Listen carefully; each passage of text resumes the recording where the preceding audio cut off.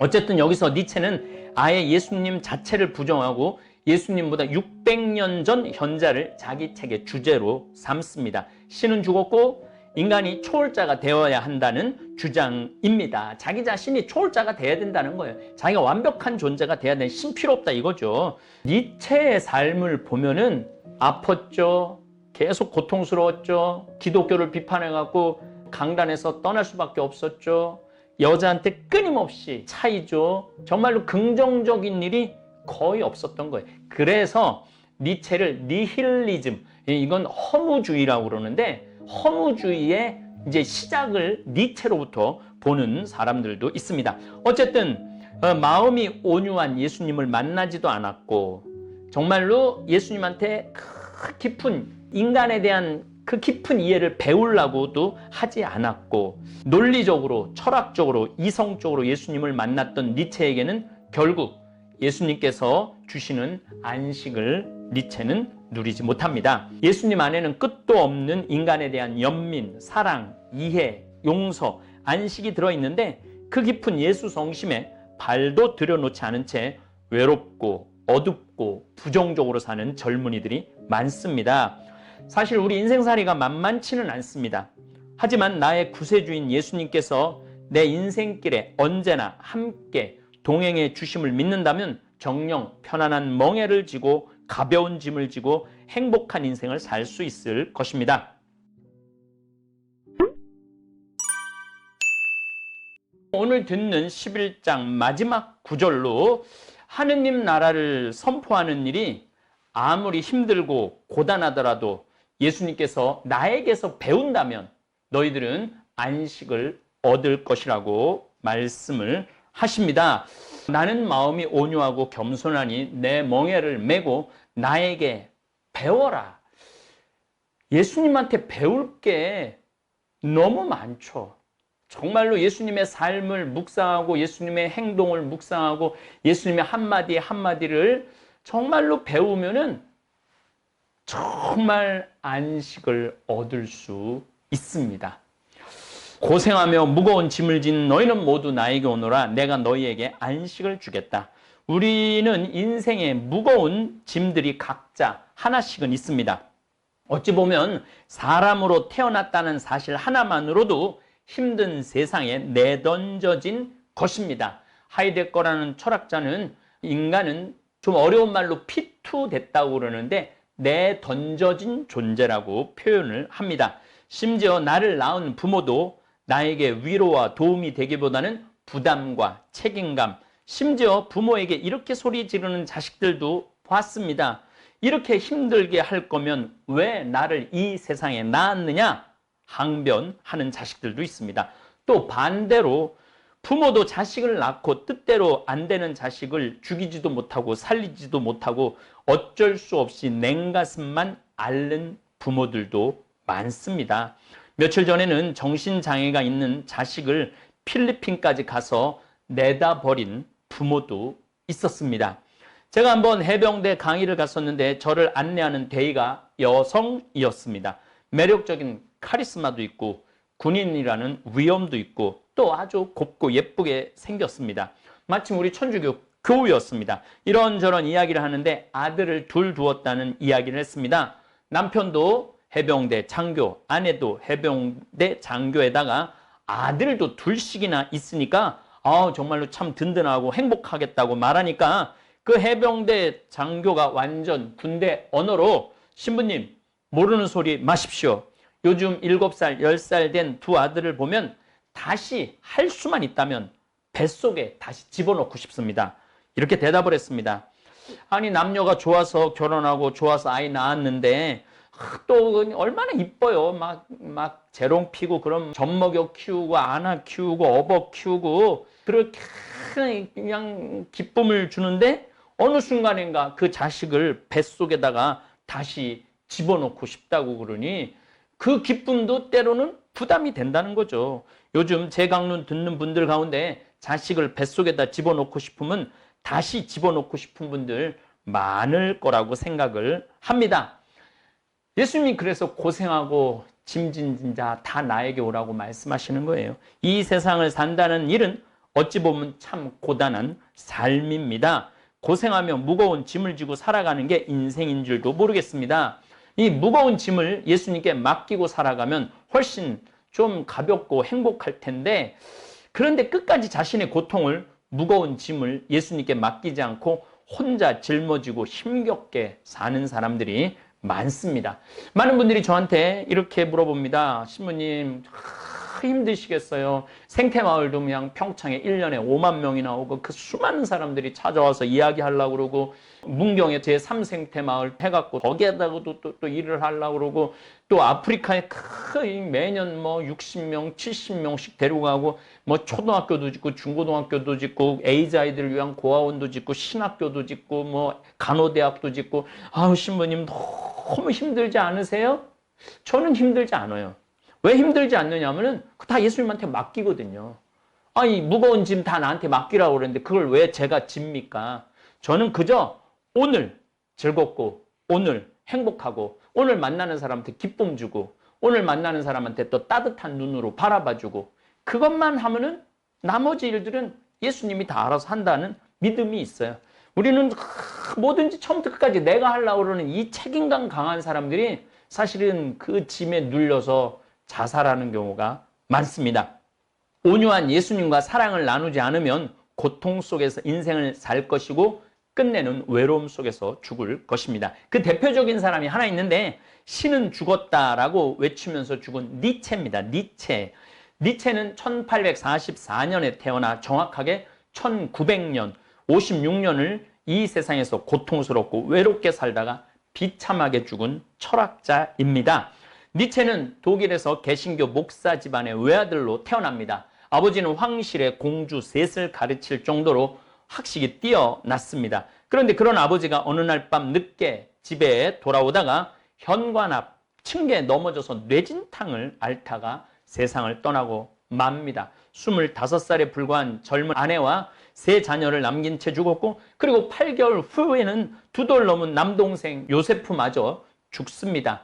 여동생 하나, 니체, 이렇게 둘이 자라죠.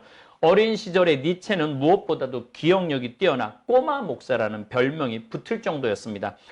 니체는 성경 구절과 찬송가를 기가 막히게 암송했고, 사람들은 그에 감동하여 눈물을 흘릴 수밖에 없었다고 그래요. 14살 때 벌써 자서전 쓸 준비를 합니다. 명문고등학교에 들어가서도 특출난 학생으로 손꼽혔고, 무엇보다도 음악과 독일어 작물에 월등한 재능을 보였습니다.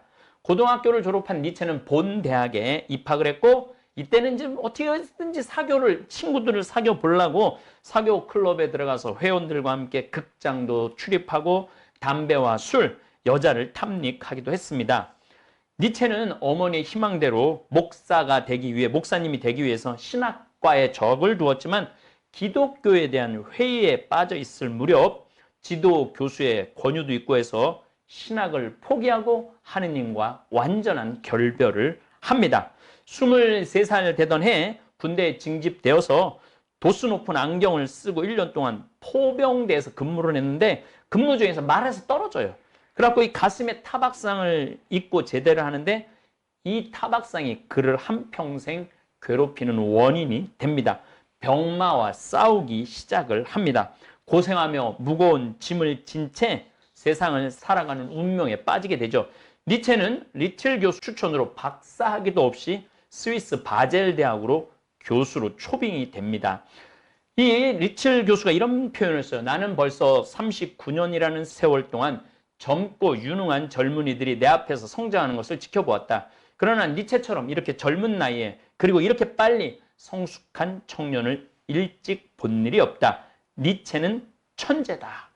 25살 되던 해 니체는 라이프치 대학에서, 그는 이미 교수이므로 우리 동료를 테스트할 수는 없다고 해서 그냥 철학 박사학위를 그냥 줘요. 그러니까 논문도 안 쓰고 그냥 철학 박사학위를 그냥 줘요. 니체는 강의를 하면서 편두통, 치질, 가슴앓이, 류마티스, 참 지독한 근심, 이게 머리 아프고 엉덩이 아프고 가슴, 이제 부대에서 떨어져서 가슴 아프고 류마티스, 얼마나 그 류마티스, 이게 이 니체는 다 갖고 있었어요. 지독한 근심, 보이지도 않는 그런 질병에 시달립니다. 니체는 또 보불 전쟁이 일어나자 위생병으로 지원하여 종군병으로 근무를 하는데 이질과 디프테리아에 걸려서 건강이 더 나빠져요. 약을 잘못 쓴 탓에 극심한 신경쇠약과 위장병으로 평생 병마와 싸우게 되는데 항상 소화제와 수면제를 복용했습니다. 27살에 병으로 휴가를 얻었는데 그 와중에도 6주 만에 비극의 탄생이라는 이것 유명한 책입니다. 비극이라는 탄생의 책을 써서 출판을 합니다. 이 책은 기독교를 비방한 것인데 너무 신랄하게 기독교를 비방하니까 다음 학기에 청강생이 한 명도 없었어요. 그리고 니체는 그 후로는 거의 강단에 서지를 못하고 명성을 회복할 수 없었습니다. 그러니까 이제 하느님하고 결별하면서부터 굉장히 고통스러운 외로운 삶을 살죠. 근데 이 니체한테는 가장 큰 육신의 병, 하느님의 병보다도 더 무서운 병이 있었어요. 여자 복이 없었어요, 니체가. 니체는 여성 앞에서 수줍음을 많이 탑니다. 한 번은 먼 발치에서 본 여배우에게 푹 빠져갖고 특별히 그녀를 위해서 작사, 작곡한 노래를 그녀의 집으로 보낸 적이 있었는데 답장이 오지를 않았습니다. 스위스에 머물 적에는 자신의 머리에 떠오르는 젊은 여자들에게 모두 초청장을 보냈는데 한 명도 초청에 오지 않았습니다. 얼마나 외로웠겠어요. 얼마나 비애감을 느꼈겠어요. 인간이 살아가면서 겪는 여러 가지 아픔. 사춘기 때 여러분들 왜 사춘기 때 아이들이 극도로 빨리 성장하는 줄 아세요? 짝사랑을 해갖고 실패를 하면서 인생을 아는 거예요. 근데 니체는 그땐 공부만 했고 나이 먹어서 여자들을 어떻게 해서든지 사랑을 해보려고 그러는데 사랑이 안 돼요. 38살 때 비로소 21살의 매력적인 여성에게 완전히 사로잡히고 마는데 마침 그녀는 예쁘기도 하고 젊고 총명한데 니체를 숭배했어요. 니체를 숭배할 정도니까 니체가 그녀를 하고 첫 마디가 뭐였느냐면 어떤 운명적인 힘이 우리를 서로 만나게 했나요? 였습니다. 그녀를 자신의 유일한 제자라고 생각한 니체는 그녀를 믿고 마음속 깊숙이 감춘 어두운 비밀까지도 다 털어놔요. 그럼에도 그는 그녀의 손을 잡을 엄두조차 내지 못합니다. 마침내 한 친구를 전령으로 보내요. 그러나 그 친구는 역시 이 루살로메라는 21살짜리 기가 막히게 매력적인 여성한테 그냥 청혼을 해버려요. 친구가. 물론 니체는 일이 이렇게 될 줄은 꿈에도 몰랐죠. 당연히 그 친구는 부정적인 대답을 알려왔고 이렇게 하여 니체와 루살로메는 관계가 끝나고 맙니다. 유일한 제자이고 유일한 정말로 숭배자인데 그 숭배자마저 딴 사람한테 결혼을 해버리죠. 니체는 이때를 가리켜 내 생애 가운데 최악의 겨울이라고 회고를 했고 결혼한 철학자는 코미디에나 어울릴 만큼 결혼은 그로부터 멀어져 갔습니다. 여자 때문에 고통을 겪은 철학자들도 많죠. 소크라테스도 힘들었고 또 톨스토이가 그렇게 여자 때문에 힘들었어요. 근데 아내 때문에 힘들었죠. 그래서 톨스토이는 집에 나가서 죽어요. 그리고 나 죽고 난 다음에도 아내가 내 몸에 손 못 대라고 할 정도로 그렇게 아내를 싫어한 거죠. 근데 톨스토이는 사실은 굉장히 신앙적인 사람이었어요. 그렇게 여자가 괴롭히고 막 애도 많이 낳긴 낳지만은 굉장히 신앙적이었어요. 신앙으로 극복하려고 그랬어요.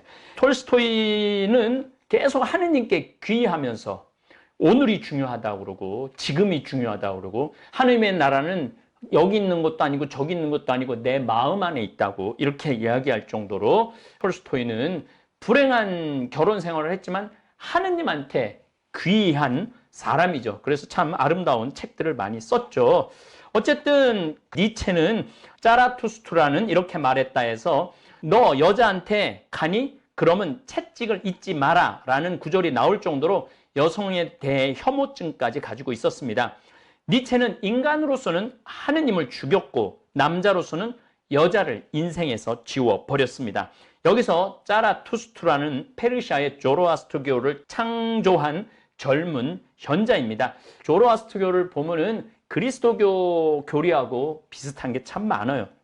어쨌든 여기서 니체는 아예 예수님 자체를 부정하고 예수님보다 600년 전 현자를 자기 책의 주제로 삼습니다. 신은 죽었고 인간이 초월자가 되어야 한다는 주장입니다. 자기 자신이 초월자가 돼야 된다는 거예요. 자기가 완벽한 존재가 돼야 되는 필요 없다 이거죠. 근데 하여튼 저도 니체 글을 많이 좀 읽어보려고 노력을 했는데 정말로 난해하고 어려운 내용이, 어려운 주장이 많습니다. 어쨌든 니체는 여자 앞에서 채찍을 들 만큼 용감한 사나이는 아니었습니다. 니체는 여자를 경멸하면서도 마음에 드는 여자에게 쉽게 접근하지도 못한 소심한 성격의 소유자였습니다. 한편으로 니체는 대학 시절 술과 여자에 빠져 방탕한 생활을 한 결과 매독에 걸렸고 말년에 정신마비 증세까지 생겼다는 그런 설도 있습니다. 그러니까 제대로 된 사랑을 못 해봤던 거죠. 건강 때문에 강의를 중단할 수밖에 없었던 니체는 우연히 네덜란드 여성 음악가를 알게 되는데 너무 성급하게 구원했다가 거절당하고 맙니다. 다시 여성에게 상처를 입은 그는 알프스 산중으로 지중해 연안으로 떠돌아다녔습니다.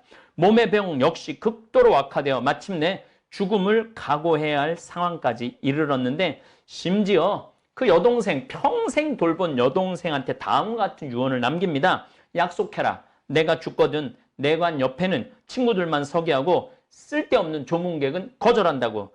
목사 오는 걸 극도로 싫어했어요. 목사님 오는 걸, 목사나 누구를 막론하고 말하지 못하는 내 시체 옆에서 거짓말을 못하게 하고, 뭐 니체가 하느님을 믿었다는 둥, 니체가 정말 신의 뜻대로 살았다는 둥, 그런 말 못하게 하라는 거예요. 나를 기독교 믿지 않는 정직한 이교도로서 무덤에 들어가게 한다고 그렇게 말하라고 동생한테 얘기해요.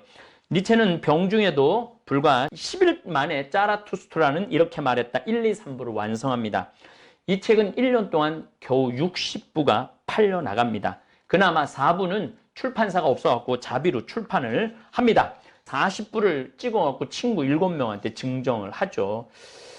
무엇보다도 니체는 사람들에게 자신의 천재성을 인정받지 못하고 있다는 생각 때문에 외로웠어요.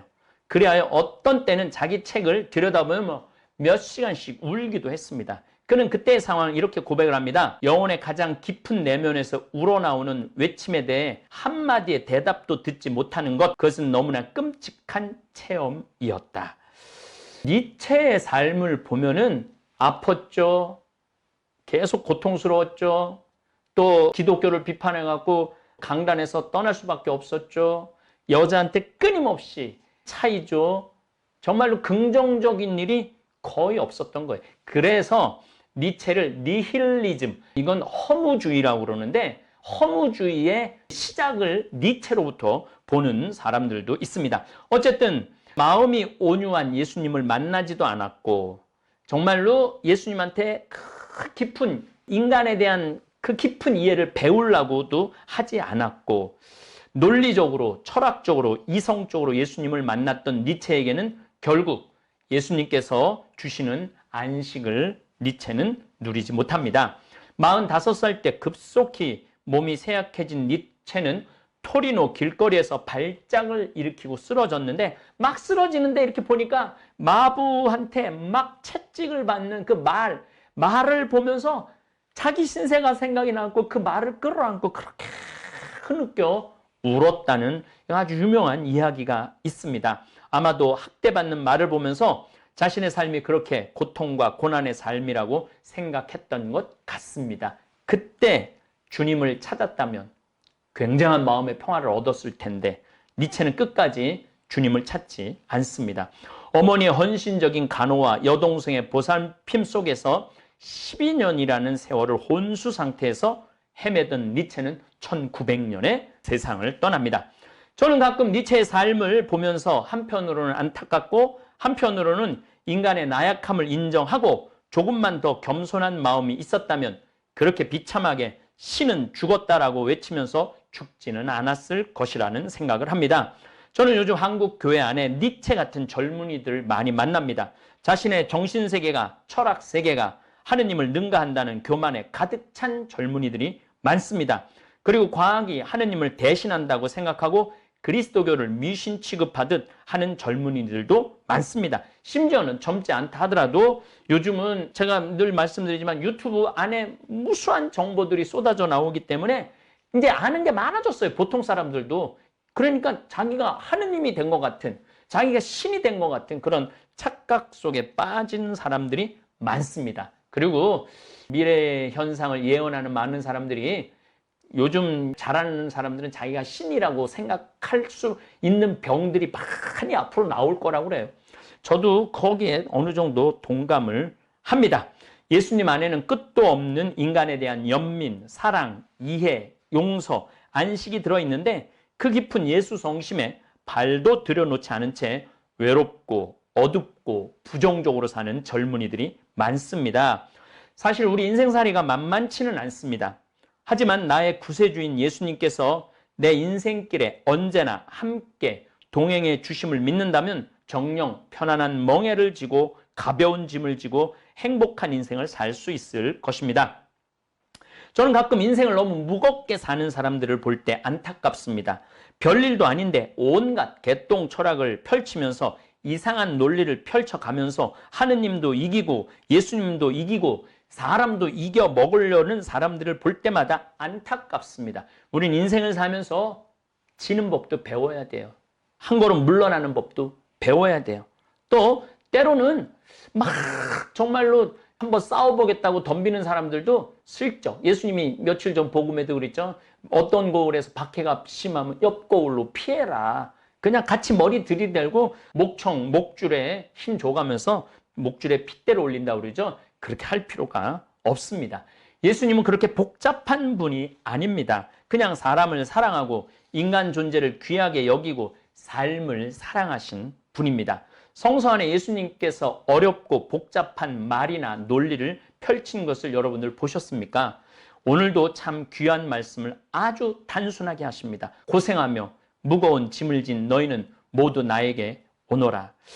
저는 이 말씀 언젠가 한 번가 이걸 묵상을 하는데 막 가슴이 미어져 올 때가 있었어요. 제가 막 몸이 아프고 힘들 때 이게 예수님이 고생하며 무거운 짐을 진 사람 나에게 오너라. 나에게. 내가 너에게 안식을 주겠다. 나는 마음이 온유하다 그래. 참 이 말씀도 기가 막히지 않아요? 지금 사실은 우리 여기 촬영한 직원이 목을 핏대로 올려갖고 30분짜리를 찍었는데 다 날렸어요. 그래갖고 신부님 죄송하다고 다시 찍자고. 그래갖고 내가 이거 두 번째 찍는 거예요. 근데 뭐 화 안 냈어요, 저. 그러니까 자꾸 죄송하다고 그러는데 괜찮다고 그랬어요. 제가 왜 그렇게 직원들한테 이렇게 한번 확 날린 것에 대해서 이렇게 막 화를 안 내고 막 신경질을 안 부리느냐 하면은, 마음이 온유한 사람은요, 막 화를 내면 안 돼요. 근데 예수님은 참 마음이 온유하다고 그러시잖아요. 그리고 내 겸손하니, 저는 뭐 겸손하고 좀 거리가 먼 신부이긴 하지만은 겸손하니 내 멍에를 메고 나에게서 배워라. 참 배울 게 너무 많아요, 예수님한테. 그러면 너희가 안식을 얻을 것이다. 정녕 내 멍에는 편하고 내 짐은 가볍다. 온유하신 예수님은 진정으로 사람을 사랑하는 지극한 성심이 있으십니다. 감사합니다. 어느 철학자가 있었습니다. 그는 세상에 충격적인 한마디를 남겼습니다. 신은 죽었다. 프리드리히 니체는 당대 최고의 지성으로 불렸지만 그는 누구보다 고독했고 마지막 순간까지도 사랑받지 못한 한 인간이었습니다. 니체는 인간은 스스로 신이 되어야 한다고, 신에 의존하지 말고 스스로의 의지로 세상을 지배해야 한다고 말했습니다. 하지만 그토록 강하게 외치던 니체는 삶의 마지막엔 누구보다 연약한 모습으로 정신병원 침대에 누워 눈조차 제대로 뜨지 못한 채 조용히 생을 마감했습니다. 그 긴 고통의 시간 동안 그는 한 번도 주님, 저를 도와주십시오라고 하지 않았습니다. 성경은 말합니다. 고생하며 무거운 짐을 진 너희는 모두 내게 오너라. 주님은 지금도 우리 곁에서 이렇게 말씀하십니다. 나는 너를 기다린다. 니체는 그 부름을 외면했습니다. 그리고 그 누구에게도 위로받지 못한 채 자신이 만든 사상의 감옥 속에서 홀로 무너졌습니다. 그의 비극은 지금의 젊은이들에게도 낯설지 않습니다. 외로움을 감추기 위해 차가워지고 아픔을 숨기기 위해 웃고 신을 잃고 자기 자신만 믿으며 살아가려는 모습을 볼 수 있습니다. 혹시 우리 주변에도, 아니면 우리 자신이 그 니체처럼 고독과 자만 속에서 주님의 손길을 외면하고 있진 않나요? 하지만 다행히 우리는 아직 기회가 있습니다. 아직도 주님은 당신을 기다리고 계십니다. 기도하세요. 주님, 저 너무 힘듭니다. 저 혼자 감당할 수 없습니다. 주님, 저를 붙잡아 주십시오. 그 고백 하나면 충분합니다. 철학으로도 지성으로도 구할 수 없는 평화를 주시는 분은 예수 그리스도 단 한 분뿐입니다. 감사합니다. 하늘에 계신 우리 아버지, 아버지의 이름이 거룩히 빛나시며 아버지의 나라가 오시며 아버지의 뜻이 하늘에서와 같이 땅에서도 이루어지소서. 오늘 저희에게 일용할 양식을 주시고 저희에게 잘못한 일을 저희가 용서하오니 저희 죄를 용서하시고 저희를 유혹에 빠지지 않게 하시고 악에서 구하소서. 아멘.